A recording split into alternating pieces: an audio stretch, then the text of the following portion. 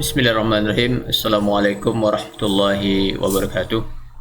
Pada kali ini saya akan coba membahas sedikit tentang perubahan-perubahan buku pedoman kreativitas mahasiswa tahun 2021.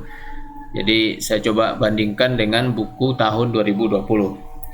Hal ini mengingat banyak pertanyaan yang masuk dari mahasiswa terkait dengan apa saja perubahan-perubahan yang ada pada buku panduan tahun 2021. Jadi untuk memudahkan dan mungkin bisa bermanfaat bagi banyak mahasiswa, tidak hanya mahasiswa Universitas Andalas tapi mahasiswa se-Indonesia secara umum, maka saya coba membahas dan saya ambil contoh satu saja, yaitu untuk PKM penelitian, yaitu buku pedoman 1 ya. Jadi saya ambil satu saja karena secara umum ini perubahan-perubahannya itu letaknya hampir sama, jadi pada bagian-bagian yang hampir sama. Baik, jadi untuk PKM ada perubahan nama dan ini semua kita mungkin sudah mengetahui. Jadi kalau pada tahun 2020 untuk PKM penelitian itu namanya PKM PE yang dipisah menjadi dua, PKM penelitian eksakta dan PKM penelitian sosio humaniora ya. Jadi PKM PSH dan PKM PE. Ini tahun 2020.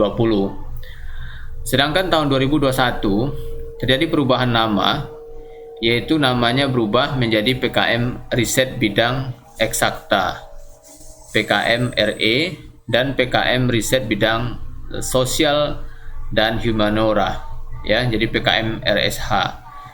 Jadi ini dari sisi nama. Hal ini juga terjadi perubahan pada beberapa PKM yang lain dan itu bisa kita baca pada buku panduan terkait perubahan nama tersebut. Kemudian dari segi luaran sebetulnya tidak ada perubahan ya. Jadi tahun 2020 luaran wajib untuk PKM penelitian itu misalnya adalah laporan kemajuan, laporan akhir dan artikel ilmiah ya, artikel ilmiah dan produk atau program. Jadi ada sedikit perubahan pada tahun 2021 ya. Tahun 2021 itu berhenti sampai artikel ilmiah. Jadi di sini tidak ada dituntut dan produk ya, dan produk program ya, yang ini ya. Jadi berhenti sampai pada artikel ilmiah ya. Namun jika memang ingin melakukan misalnya ya tentu dipersilakan kepada mahasiswa kalau memang ingin juga membuat luaran misalnya produk. Tapi dari segi panduan itu cukup sampai pada artikel ilmiah. Jadi kalau kita membuat proposal penelitian pada bagian luaran tinggal disebutkan luaran dari kegiatan PKM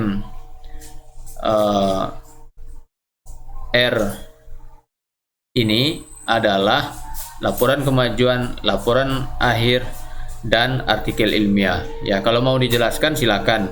Artikel ilmiah akan dipublikasi pada jurnal internasional XXX atau jurnal nasional XXX yang terindeks Sinta berapa misalnya. Memang itu tidak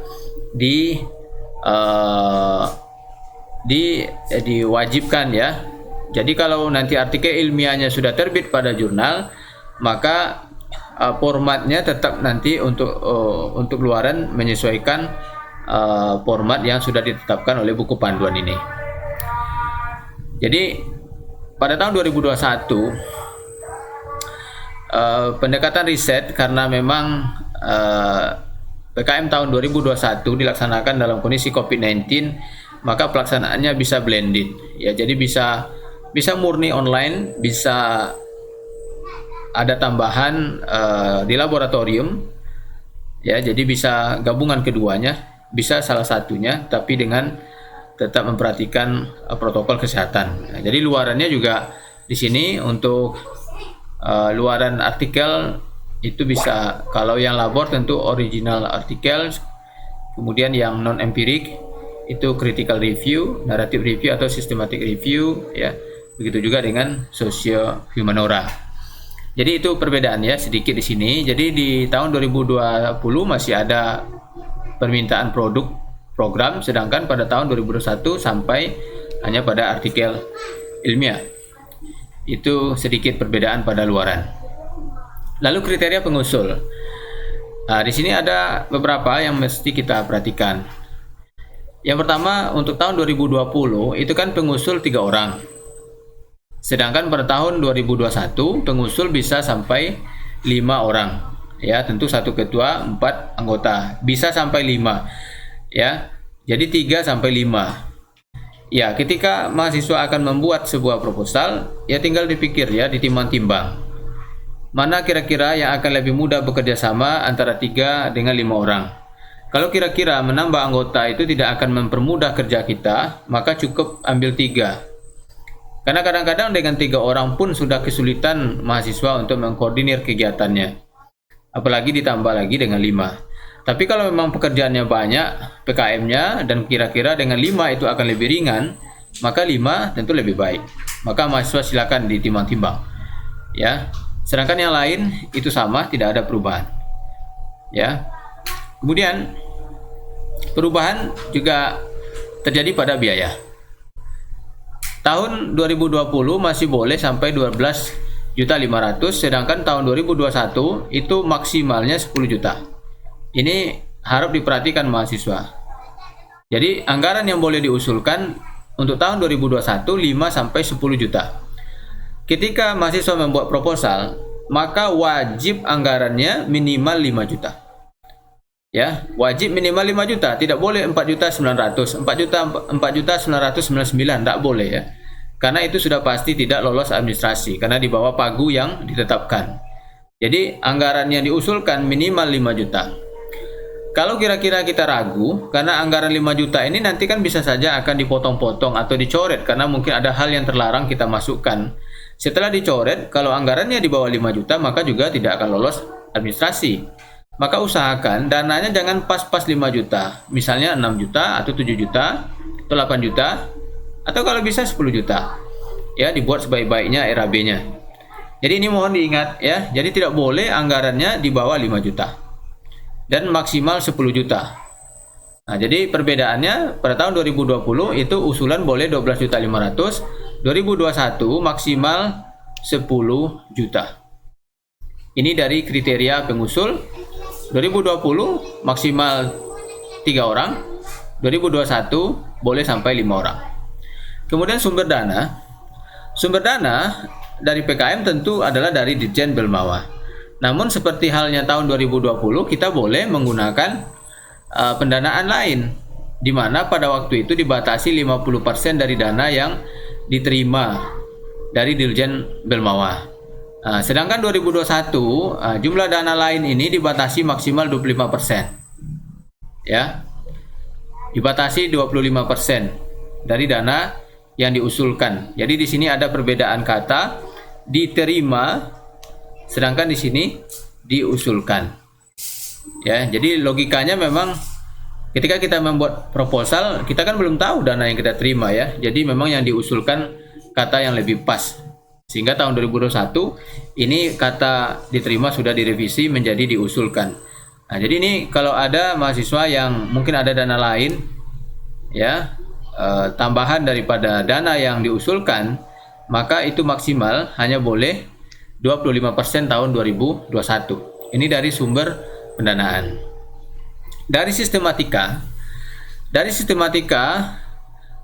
kalau kita bandingkan panduan 2020 dan 2021, sebetulnya sistematikanya sama. Tetapi yang berbeda itu adalah adanya pemisahan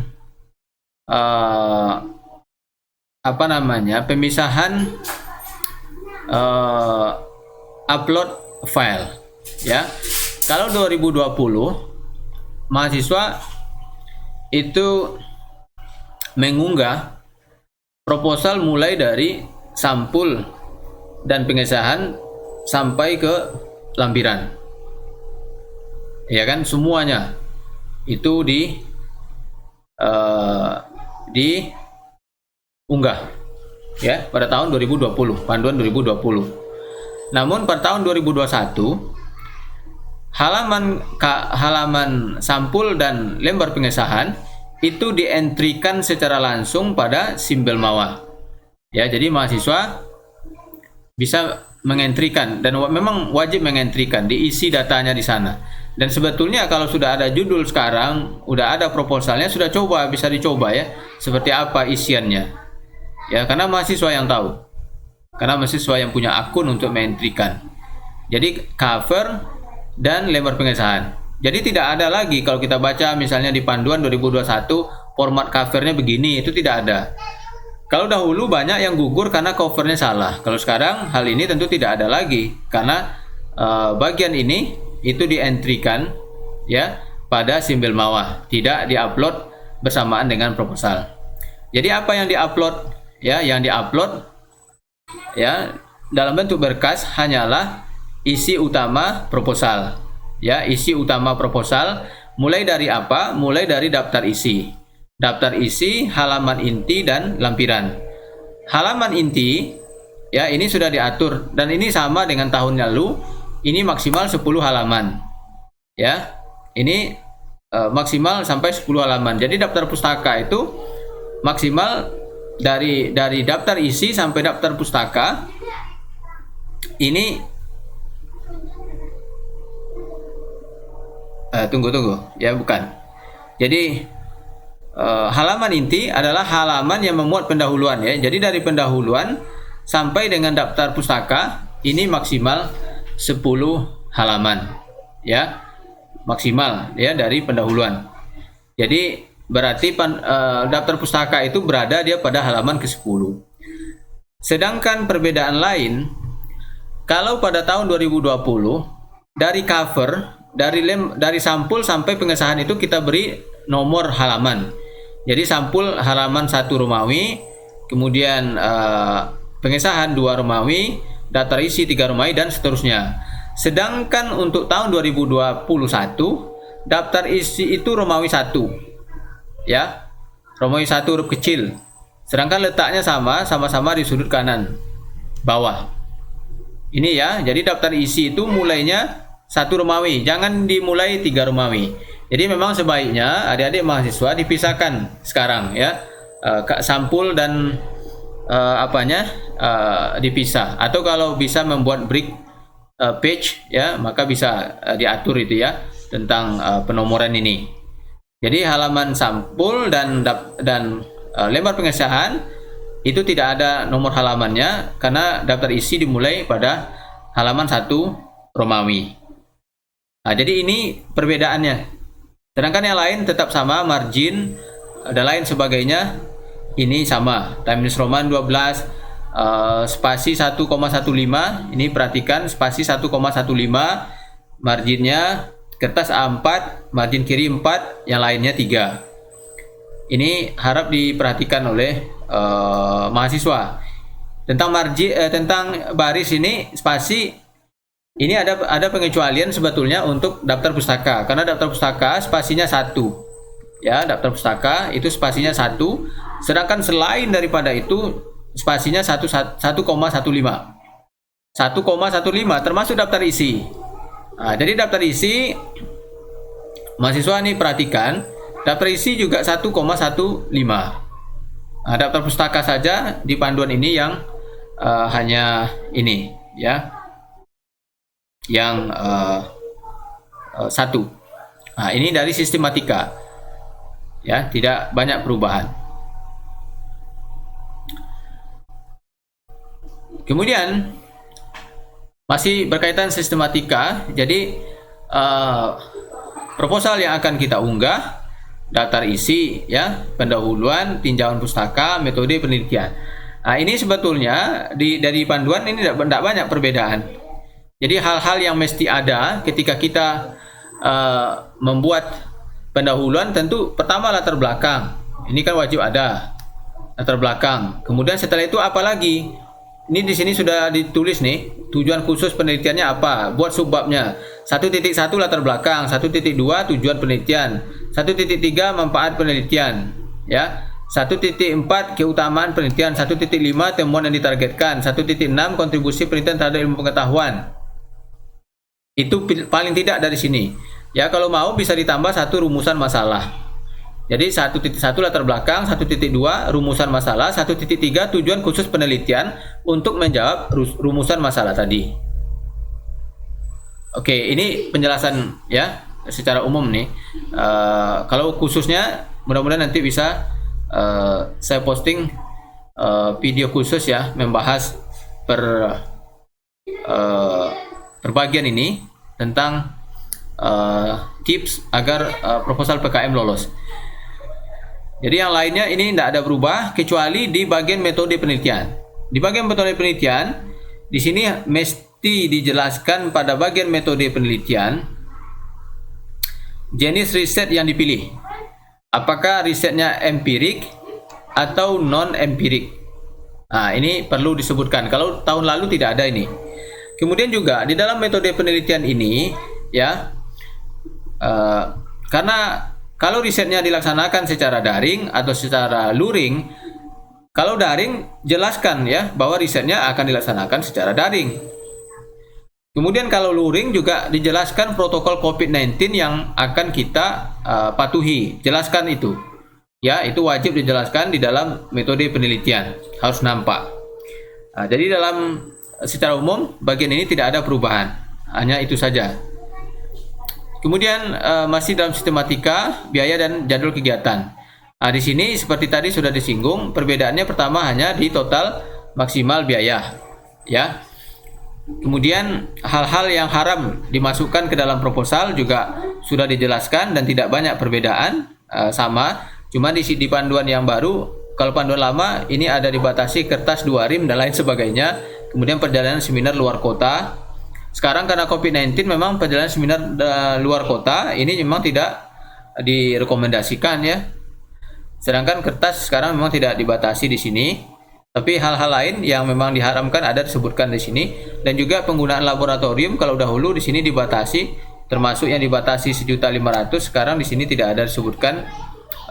Barangkali mungkin masuk ke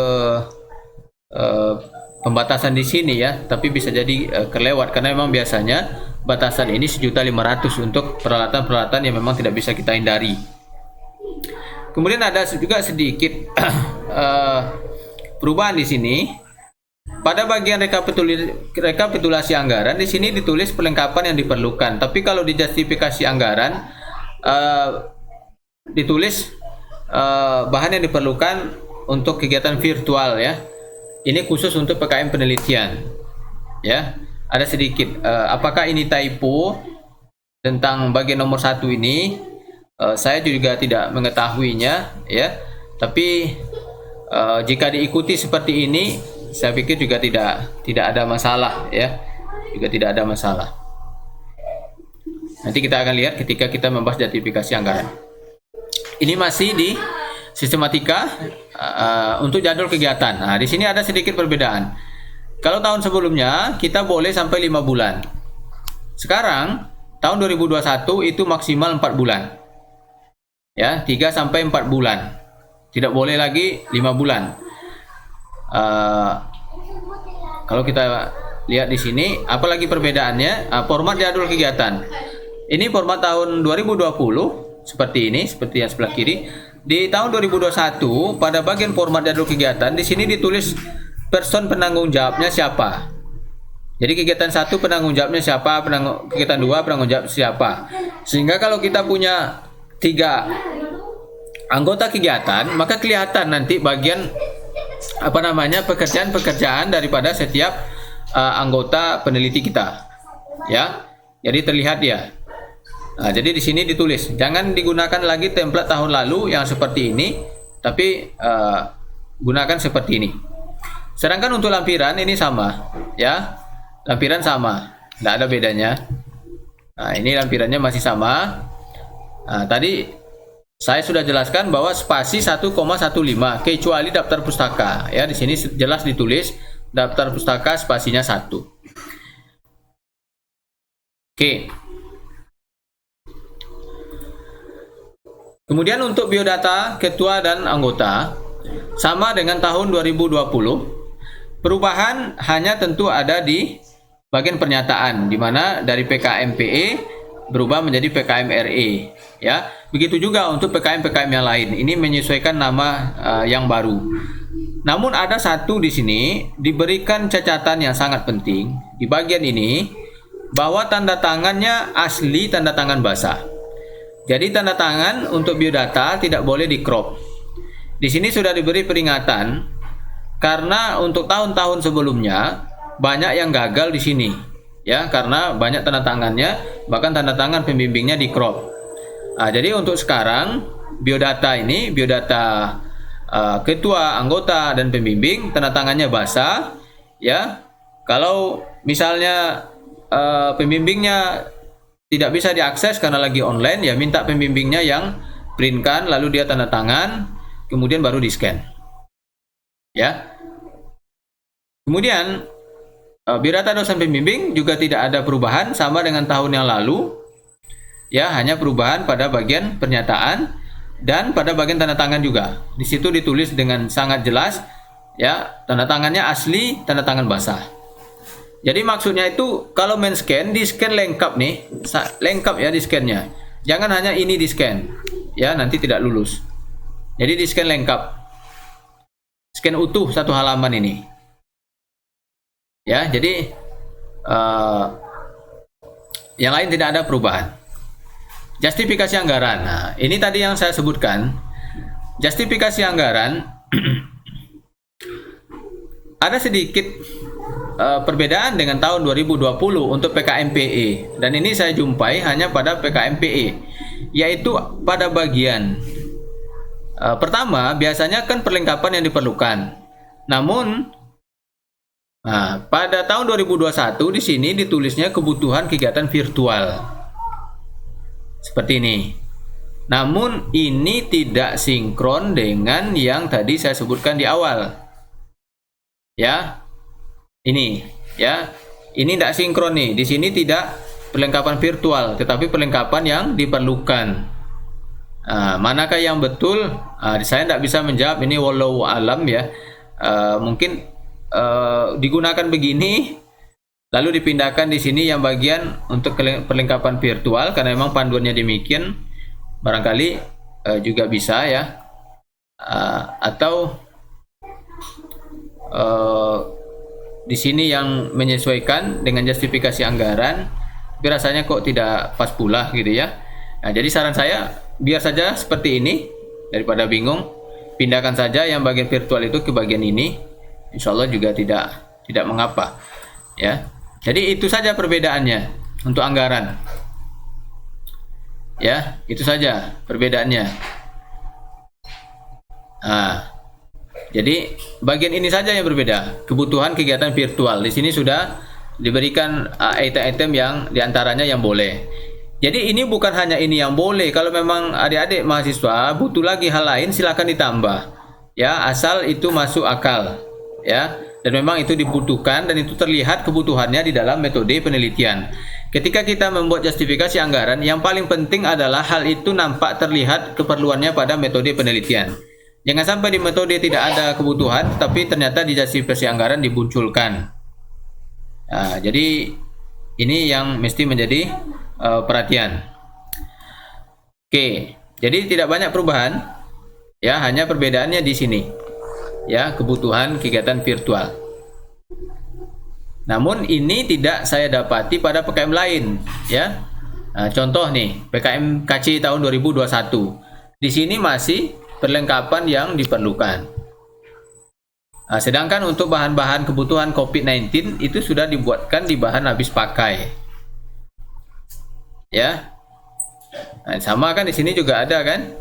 Cuman di bagian PKMPE dibuat khusus lagi untuk kegiatan virtual, ya, dibuat lagi khusus untuk kegiatan virtual. Tapi itu tidak kita dapatkan pada PKM yang lain. Misalnya di PKM KC nih. Mudah-mudahan nanti ada yang mungkin bisa mengkonfirmasi hal ini, apakah memang seperti ini atau ada typo, ya, terkait dengan yang bagian rekapitulasi anggaran tadi, ya. Walau alam ya terkait dengan ini. Jadi intinya begini. Jadi untuk PKM riset ya PKMR, di sini ada kebutuhan kegiatan virtual. Jadi ini menjadi catatan. Itu saja perbedaannya. Kemudian susunan organisasi tim tidak ada perubahan, sama.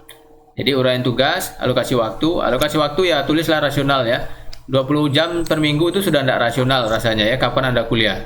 Mungkin 10 jam ya, masih oke lah ya. 10 jam, 5 jam ya. Nah, itu aja kerja kita karena ada kuliah juga. Tulis yang rasional. Kemudian surat pernyataan ketua pelaksana. Nah, di sini ada perbedaan. Di sini sangat besar perbedaan. Kalau untuk kata-kata ini sama ya, kata-katanya sama. Kata-kata sama. Apa bedanya? Coba perhatikan. Di sini tidak ada dosen pendamping lagi. Ini juga tak ada lagi. Jadi hanya Anda sendiri sebagai ketua, ya. Kemudian tidak ada lagi KOP perguruan tinggi. Di sini tidak ada KOP ya. Tahun 2021 ini tidak ada KOP. Kenapa tidak ada KOP lagi? Karena Anda sendiri yang tanda tangan. Kalau di sini kenapa ada KOP? Karena di sini ada pejabat yang tanda tangan. Ya, jadi tidak ada KOP-nya di sini. Kemudian apa lagi? Di sini wajib tanda tangan basah. Jadi tanda tangan Anda wajib basah. Jadi Anda print, Anda tanda tangan lalu baru scan semuanya. Dan wajib diperhatikan materainya wajib 10.000 ya. Materainya wajib materai 10.000, tidak materai 6.000. Ya, karena sejak tahun 2021 ya, kalau saya tidak salah pemerintah sudah meluncurkan materai 10.000. Nah, jadi gunakan materai 10.000 bukan materai 6.000. Ini berkaitan dengan surat pernyataan ya ketua pelaksana. Nah, jadi sudah terlihat bedanya antara buku panduan tahun 2020 dengan buku panduan PKM tahun 2021 ya. Mudah-mudahan ini tidak ada lagi keraguan ya. Apa saja yang berubah. Ya, jadi sudah jelas perubahannya dan sebetulnya tidak begitu banyak perubahannya. Tapi kalau tidak dilakukan atau diikuti perubahan itu bisa saja Anda tidak lulus ya. Daftar pustaka caranya sama. Cara penulisannya sama dengan tahun 2020 menggunakan hardpart. Namun ada satu di tahun 2021 ditulis di bagian panduan bahwa Anda diminta menggunakan referensi Mendeley.